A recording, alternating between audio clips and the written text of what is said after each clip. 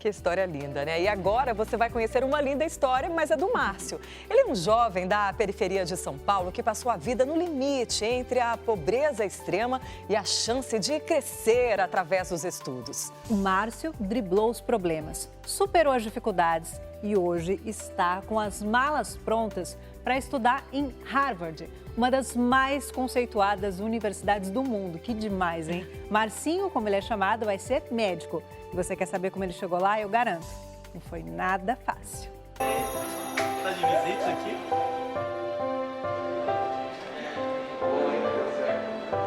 O Machado de Assis, ele tem uma frase que ele fala que mais feliz é quem anda com um galho de espinhos nas mãos, né?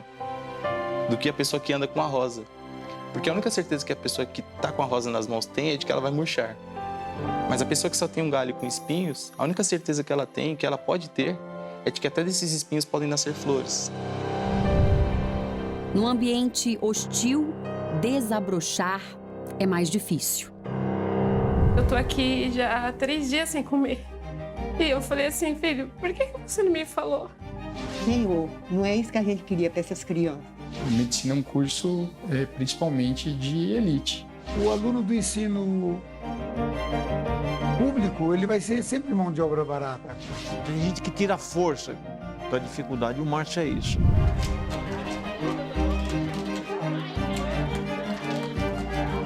Viver em periferia, a gente tem que escolher viver o sonho ou escolher a sobrevivência.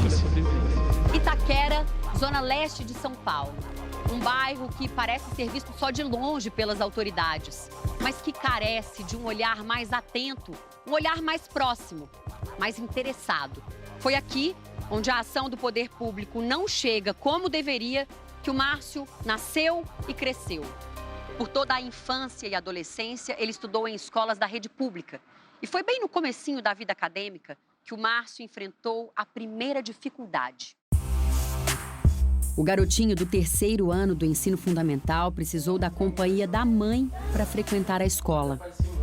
Ela ficou 6 meses comigo na sala de aula porque não conseguia ficar só. Primeira barreira vencida, a vida escolar do Márcio se tornou o que é a de muitas outras crianças pelo Brasil. Até o primeiro ano do ensino médio, que não levava nada a sério. Ele não estudava, ele ainda era muito indisciplinado, muito mesmo. Eu não enxergava no levar a sério alguma possibilidade de mudança de vida. A Carolina conheceu o Márcio nessa época. Ela, professora de português.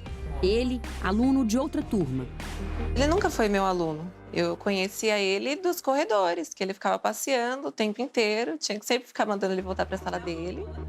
Eu queria sair da escola para trabalhar, e que é uma coisa que comumente acontece com os alunos de escola pública. E eu não conhecia a educação, né? Assim, não conhecia literatura, não conhecia poesia, não conhecia o mundo. Né? O desejo de conhecer o mundo veio no penúltimo ano da escola. Junto, uma determinação de recuperar o tempo perdido. Quando ele tinha aula vaga, ele ia para minha aula, porque ele tinha essa dificuldade em português.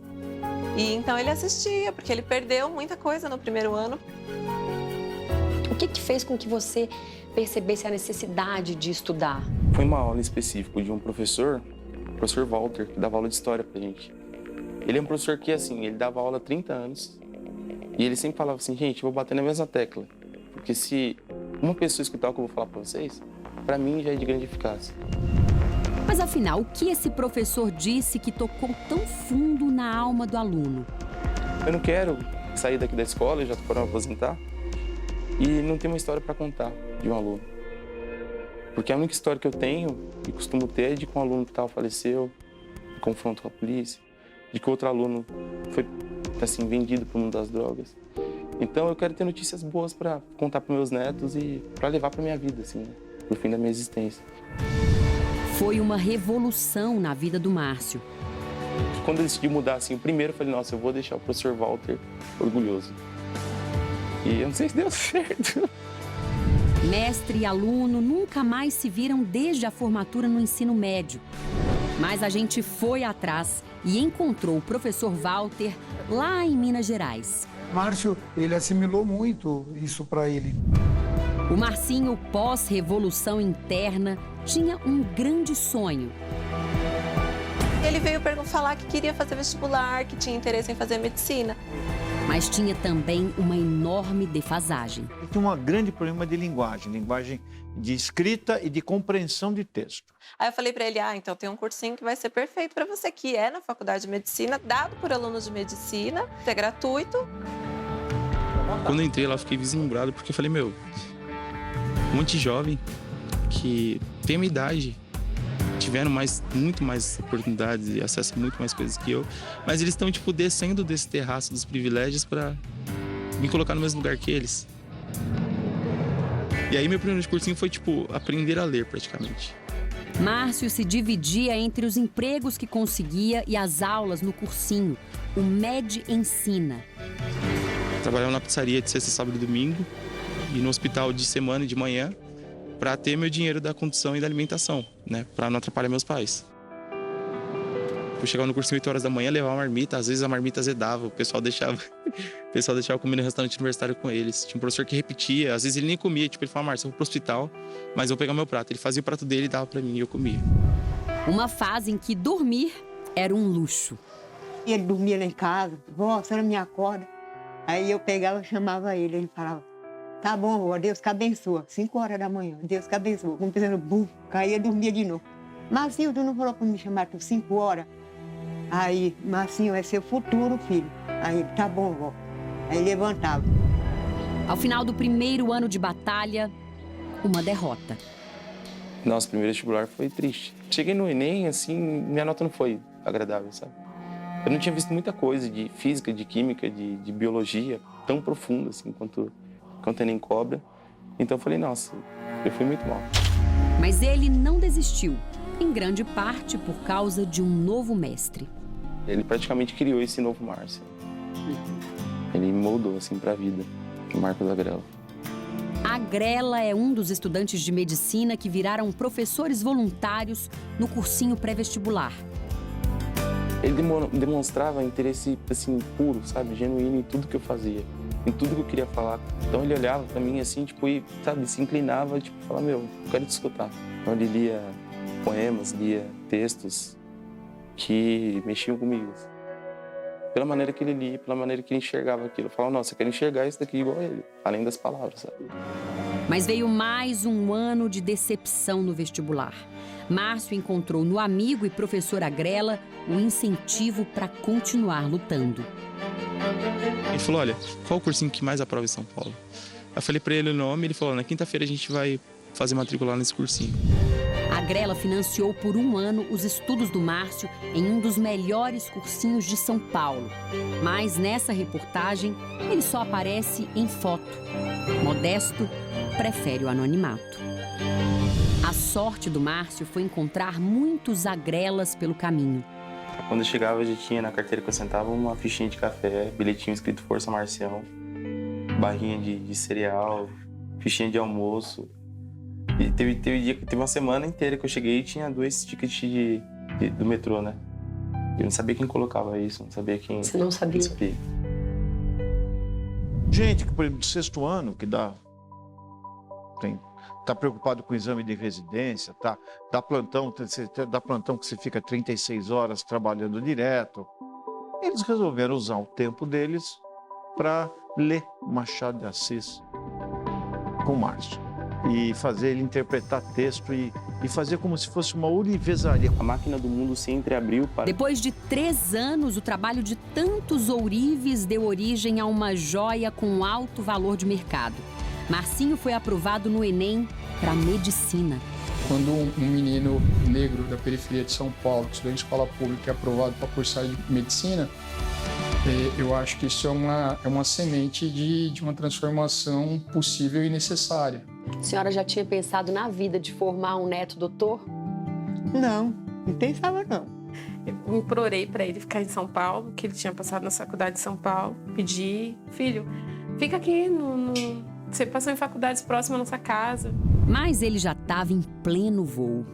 Eu tinha fé de que a Universidade Federal poderia, me desenvolver um pouco mais, conhecer um pouco do conceito de universidade, ter contato com ideias diferentes. Agora, o filho da dona Edilene, neto da dona Jaci, está no 2º semestre de medicina na Universidade Federal de Uberlândia. É um exemplo de resiliência e superação. E ele aproveitou as oportunidades, né? E a gente tem a satisfação de ter o Márcio aqui como estudante do curso de medicina. Mas os problemas não acabaram. Ele agora enfrenta uma nova batalha para se manter por lá. Teve um dia que ele ligou para mim e falou assim: mãe, eu não queria comentar com a senhora, mas eu tô aqui já há 3 dias sem comer. Nenhuma dessas dificuldades apaga no Márcio a vontade de aprender. Na 7ª semana de aula, eu fui falar com um professor meu, que ele dá aula fora do país. E eu falei, professor, tem possibilidade de fazer intercâmbio com o senhor? Como o senhor dá aula fora? Aí ele falou assim para mim, ir para fora demanda condições materiais e intelectuais. Aí eu falei, eu não tinha nenhum dos dois. A negativa do professor em Uberlândia ecoou longe. Chegou aos ouvidos de um pesquisador da USP. Como eu coordenei, montei uma parceria da Faculdade de Medicina da USP com a Harvard, onde a gente manda alunos para passar 1 ano em Boston. Quando eu li aquilo, eu falei, ele merece ir. Aí passou a ser, o problema ser conseguir o financiamento. Para se manter em Harvard, uma das maiores universidades do mundo, por 1 ano, o Márcio precisa de pelo menos R$80 mil. O jeito que ele encontrou foi fazer uma vaquinha pela internet. Eu tô desesperado por dentro, mas eu tô tipo, o Márcio de fora tá acalmando o Márcio de dentro. Falou, Márcio, vai dar certo, calma. Tá bom, vai dar certo. Já deu certo, Márcio. Harvard vai guardar uma das melhores mentes aí para aprender lá. A educação transforma. E para mim, transforma mesmo. O Márcio é uma pessoa incrível. Obrigado. É incrível. Ah, lembra o professor Walter, aquele que desafiou o Márcio lá no começo? Ele manda um recado direto pro ex-aluno. Como você acreditou até agora, continue acreditando. E o professor, ele apenas te ajudou.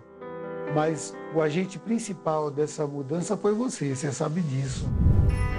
A senhora vai ficar com saudade dele 1 ano fora? Eu fico. Eu já sinto saudade dele. Aí, quando ele liga, e aí, vó? Tá tudo bem? Tá, filho? E você?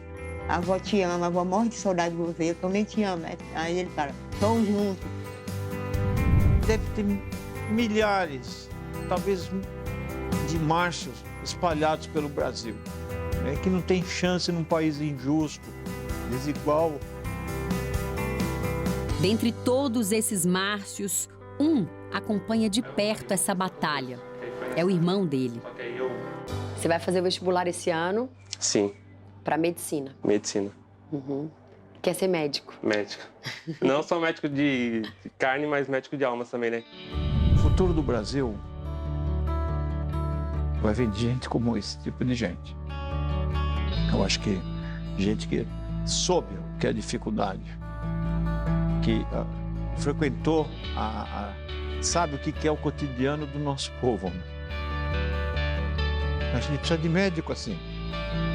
Então, eu acho que vale a pena, não vale?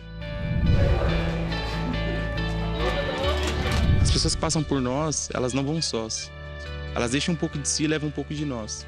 Eu acho que é por causa dessa troca que aconteceu entre muita gente que passou pela minha história, me motivou ou me desmotivou, mas que passou pela minha história e deixou um pouco de si, que eu consegui chegar aqui. Sorte a nossa que daqui pra frente vamos poder levar um pouquinho do Márcio dentro da gente. Márcio Henrique de Jesus Oliveira. Um doutor, um médico. Vai ser o doutor Márcio. E aí, você quer saber mais sobre a história do Marcinho? Então assista a entrevista dele na íntegra, lá no r7.com/canal Domingo Espetacular. Histórias como essa estão aqui para nos inspirar, para chacoalhar as nossas vidas. Mas a vaquinha virtual, procure lá. Ajude o Márcio a ir para Harvard. Ela ainda não alcançou a quantia que ele precisa para viajar não, viu? A gente continua na torcida.